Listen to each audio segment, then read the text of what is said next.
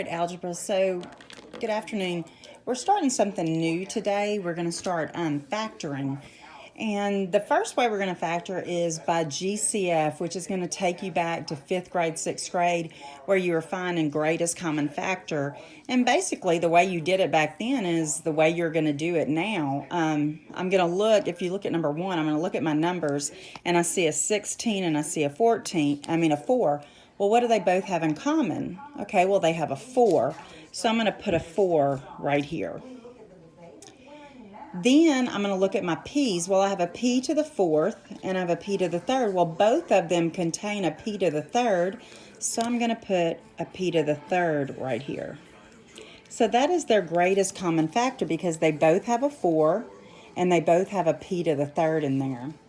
So then you go back and you go, okay, well, what do I multiply 4 by to get 16? Well, you multiply that by 4. And what do I multiply p to the 3rd by to get p to the 4th? Well, you multiply that by p. Then you're going to do plus. What do you multiply? Well, you have 4p to the 3rd, and then you have 4p to the 3rd. Well, what would you multiply that by to get that? You'd multiply it by 1. And that is factoring by greatest common factor. You look for what their GCF is. What number do they have the greatest common factor? What variable do they have as their greatest common factor? And then you pull that out and you figure out, okay, well, what's left? So I'm going to come over here to 9x plus 36. Well, there's no variable, but if I look at 9 and 36, I know that they're both divisible by 9. So I'm going to pull that 9 out.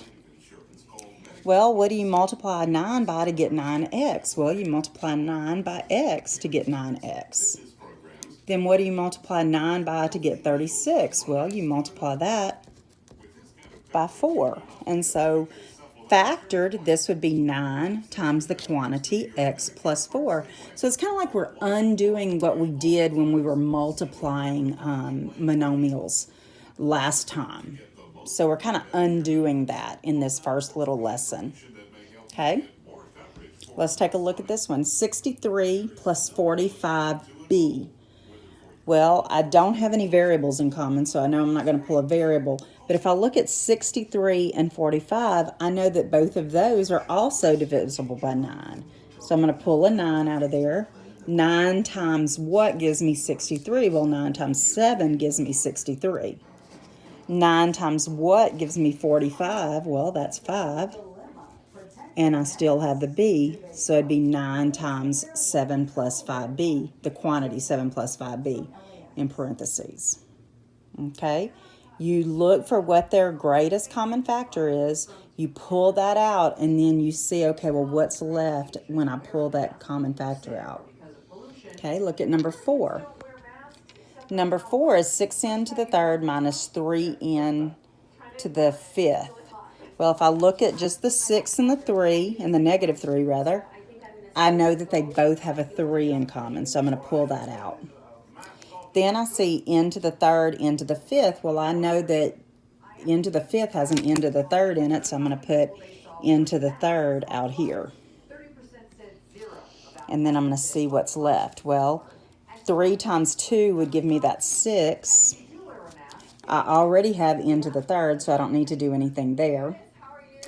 3, to get negative 3, I'd have to multiply it by negative 1. So you can either put negative 1 or I'm just going to put a minus.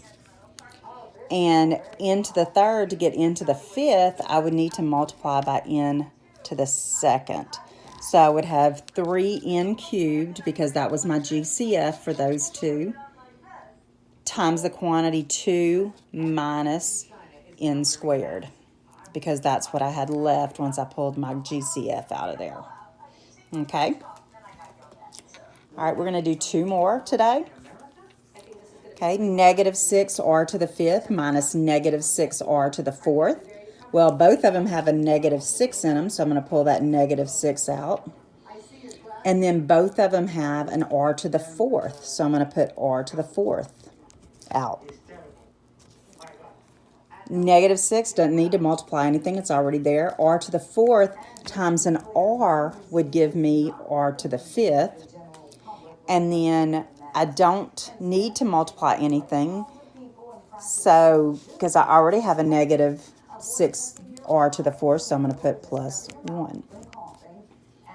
So I'd have negative 6r times r times the quantity r plus 1. You can't just leave that plus 1 off, because if you leave that plus 1 off, then this goes away also. That wouldn't be there anymore. So you have to keep that plus 1 in there so that you can go back to this number. Whenever you would go back and distribute, it should bring you back to this number. See, 9 times 7 is 63. 9 times 5b is 45b. 3n to the third times 2 is 6n to the third. 3n to the third times negative n squared is negative 3n to the fifth. 9 times x is 9x. 9 times 4 is 36. 4p to the third times 4p is 16p to the fourth. 4p to the third times 1 is 4p to the third. You have to make sure it takes you back to that. It's kind of like we're undoing that multiplication. Okay, for the last one, you have 63 x to the 12th minus 35 x to the 6th.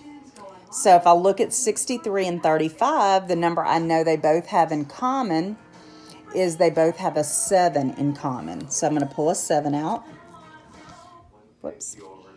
And then I look and they have x to the 12th, x to the 6th. So I'm going to put x to the 6th times the quantity. Well, 7 times 9 gives me 63. X to the 6 times x to the 6 gives me x to the 12th. It's a negative, so I need to make sure I put a negative. 7 times 5 gives me 35, and I already have my x to the 6, so I don't need to put that. I don't need any x's there. 7 times 9 is 63. X to the 6 times x to the 6th is x to the 12th. 7 times negative 5 is negative 35. And then x to the 6th would just be brought over. So that's our first little taste of factoring. So make sure that if you know that you have friends that haven't been watching because we've been reviewing, please let them know that we're not reviewing anymore. We're now on to something new so that they can be watching. This is something that y'all will need for Algebra 2 for sure. Whenever y'all go, they're going to expect that you already know how to do this. So please make sure you're watching. Have a wonderful weekend, and I'll see y'all back on Monday. Bye-bye.